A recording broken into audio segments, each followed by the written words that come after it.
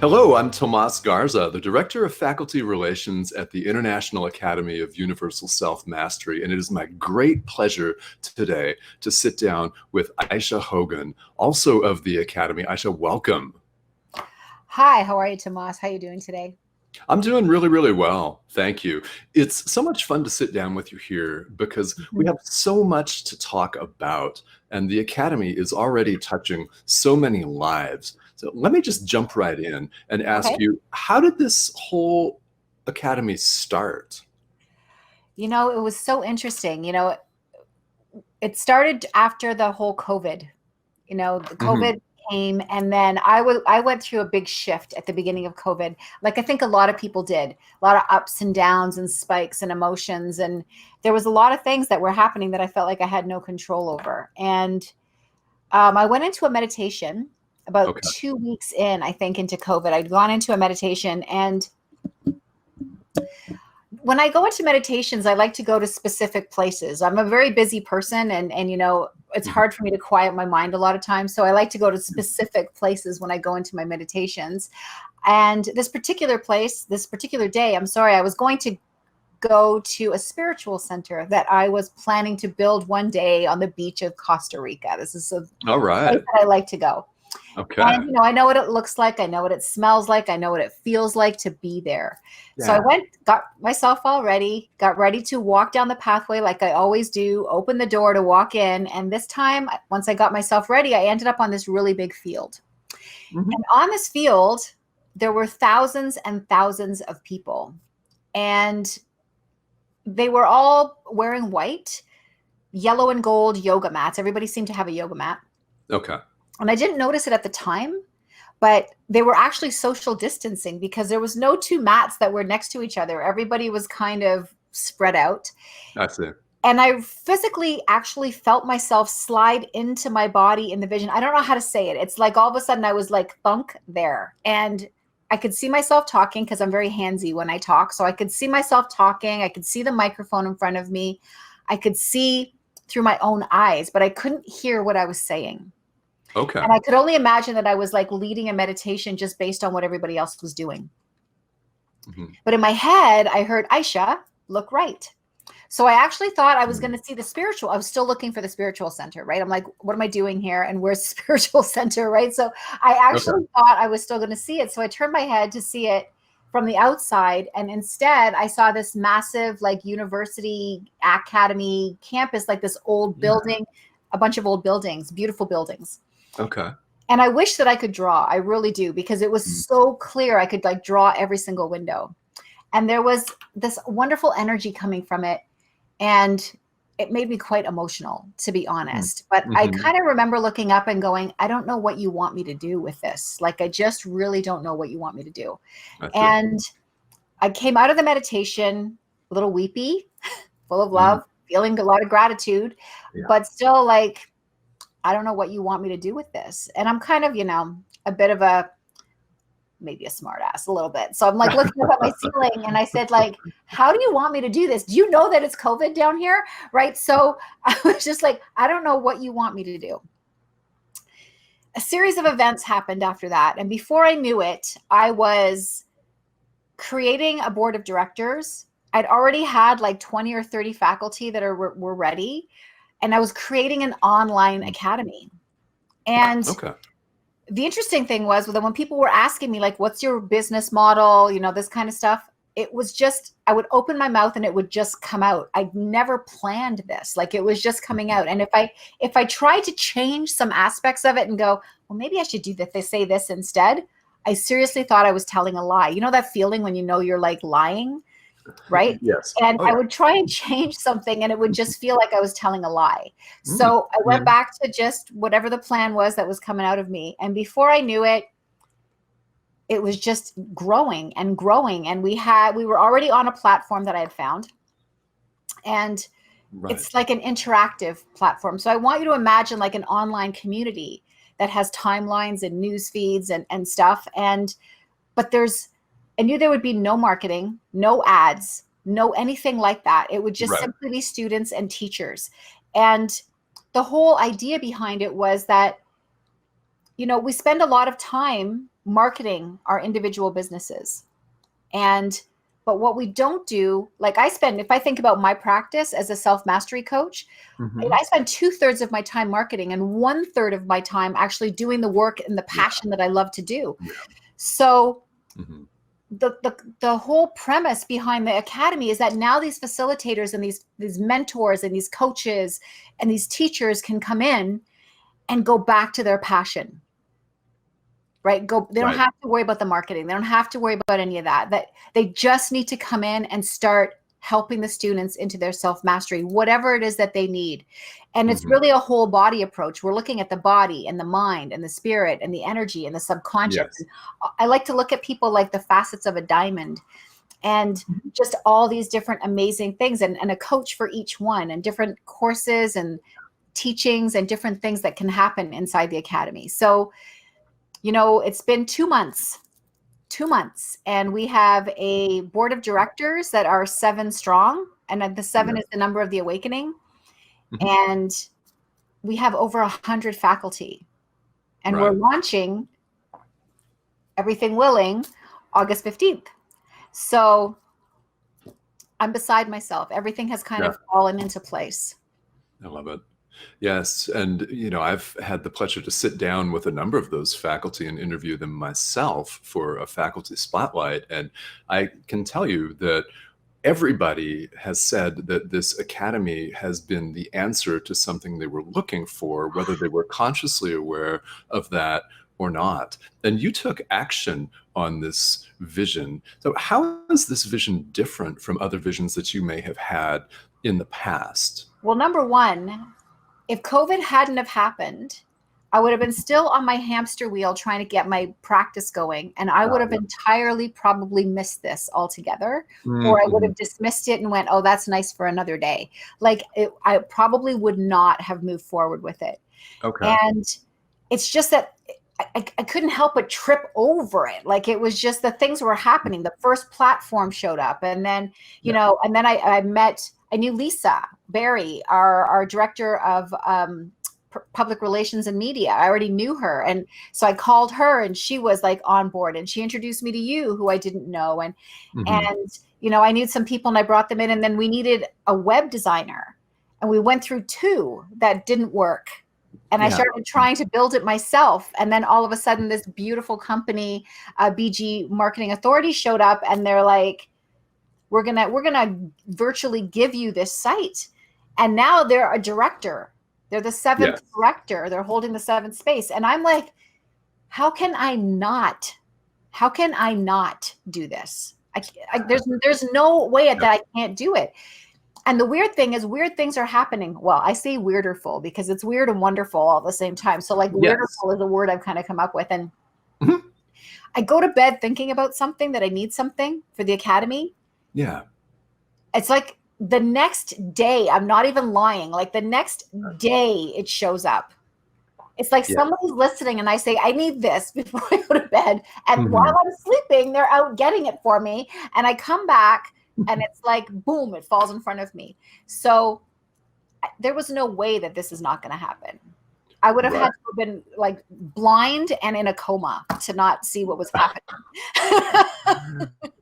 Right. Yes. And happily, you were neither blind nor in a coma. And all of a sudden, this is happening. So how will the students feel? Now, let's put ourselves in the students' perspective, from their lens here. How will they feel coming into this space? I'm so excited for them, because this is not just a place where faculty is putting courses. Our courses are going to be, there's going to be pre-recorded courses, and there's also going to be classes taught live. Right. Every course is going to have a group attached to it where they can post and be in touch with their teacher. And the great thing about this is you are actually learning. It's like you're walking into a classroom in an academy. The only difference is that we're doing it online. This has become so big and it's growing. There's no way this could be brick or mortar at this point. But but the student is going to come into a place where they can make connections, where they can have a following, where they can create new friendships, but there's no racism. There's no discrimination allowed. We have a director of compliance. Like, we have strict guidelines. There's no marketing. There's no ads. There's no links taking people off. They can't start selling their networking stuff. Like, there's no noise. It's like, I like to think of it like, imagine yourself walking through the halls of Hogwarts. I don't know why I always say Hogwarts, but you're walking through the halls of Hogwarts, and it's like teachers and students, right? It's a school. Right. It's an academy. You're here to learn and bring out all those pieces of yourself that you have, but you don't know that you have. And I think of each one of them like a bird, you know, this little chick in your hand, and we're bringing, and they're coming in, and we're going to give them whatever they need. We're going to empower them. We're going to support them. We're going to give them all the strategies, the tools, the capabilities for them to stand in their own power, because we are coming into a new time and they need to be online, so to speak. So Ayse, you've mentioned soul contracts with the board, with the faculty before, and that plays a really large role here for you in the academy. Would you say some more about that for us? Sure. One of the first few faculty members was a wonderful woman named Rowan Fox Giles. And shortly after she joined, I just had this feeling like I wanted to get to know her. So I called her on a Friday night and said, feel like sharing a wine over Zoom. So we got on there and we were just talking about some common things that we both like, past life regression and stuff. We just got into Tajda's tarot and stuff. So we were talking about some fun things. And she said, Ayse, I really want to channel you, if that's okay. There's just a lot going on around you, and I want to tell you what that's about. And I said, sure. Okay. Right. And so she said, you know, most people have like guides and angels and you know, teachers around them, or, you know, relatives or whatever. But she said, she says, you've got like this whole team, like an army behind you. Right. And the moment she said that, I felt like I was being touched, like on my shoulders and on my head and stuff. It was like something was touching me to say, I'm here, I'm here, I'm here. And I was just getting these cold shoots of energy, like running through my body.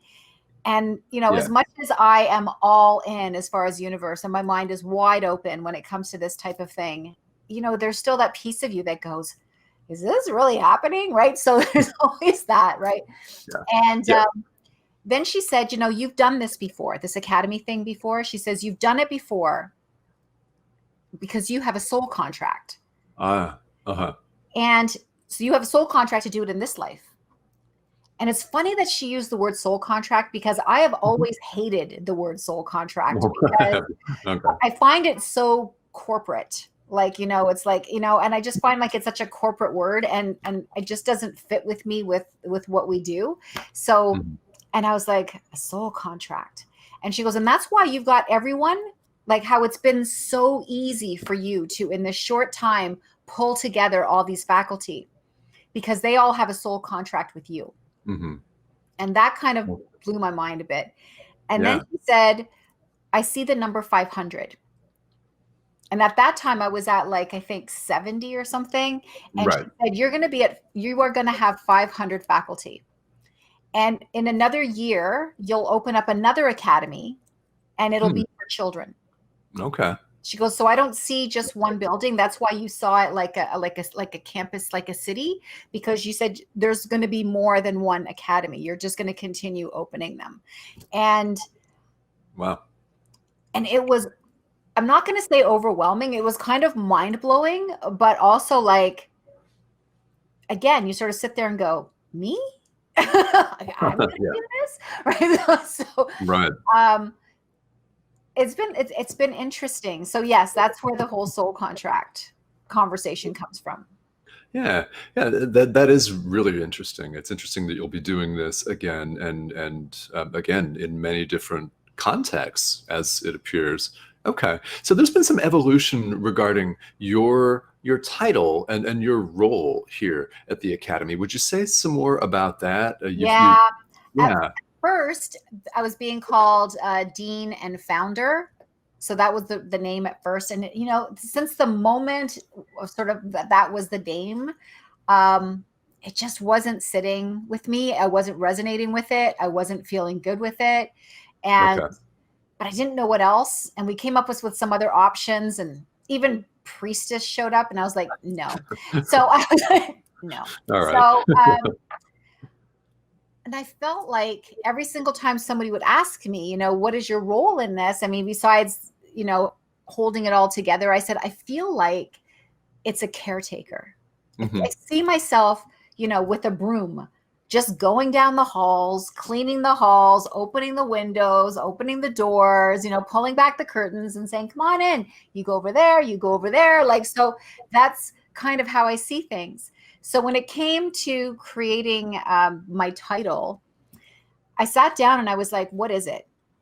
And it's the acronym CHIEF. So CHIEF, and it's caretaker, head of integration and education and finance. So, so chief, I can deal with chief. All right. Yeah. Yeah, that's good. I think that's very interesting how in this short period of time, even that has evolved, and the name Chief. So if in conclusion here, I have one last question, maybe a comment from you, Ayse. If there are people that are out there looking at the Academy and they're not sure that they want to participate, they're not sure they want to join, then maybe they're on the fence and checking it out, what would you say to these people that are curious about this? I like that question. I have interviewed all 100.